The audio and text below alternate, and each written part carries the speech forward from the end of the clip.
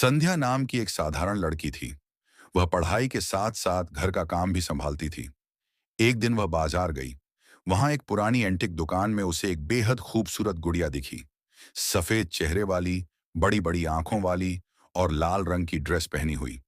दुकानदार ने बहुत सस्ती कीमत में गुड़िया दे दी और अजीब तरह से बोला, इसे घर ले जाना मत, लेकिन अगर ले जाओ तो रात को अपने कमरे में मत रखना।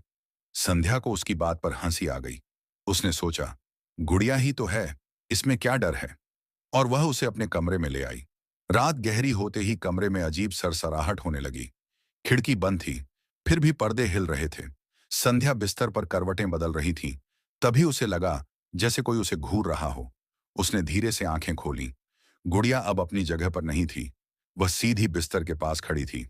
उसकी कांच जैसी आंखें चमक रही थीं। अचानक गुड़िया संध्या के ऊपर कूद गई और ठंडी उंगलियों से उसका गला दबाने लगी। संध्या घबराकर चीखी, लेकिन उसकी आवाज गले से बाहर ही नहीं निकल पाई। गुड़िया की आंखों से खून की तरह लाल रोशनी निकल रही थी। संध्या ने पूरी ताकत लगाकर उसे फेंका, लेकिन गुड़िया जमीन पर गिरकर फिर से हंसने लगी। हाँ, हाँ, अब तू मेरी है, हमेशा के लिए। सुबह जब घर वाले कमरे में आए तो संध्या बेहोश पड़ी थी। उसके गले पर नीले नीले निशान थे, जैसे किसी ने पूरी रात उसका गला दबाया हो।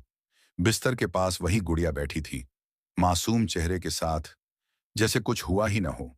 लेकिन अब संध्या समझ गई थी, वह गुड़िया किसी मासूम खिलौने की तरह नहीं थी, बल्कि एक भूतनी का घर थी, जो धीरे धीरे उसे अपना शिकार बनाने आई थी।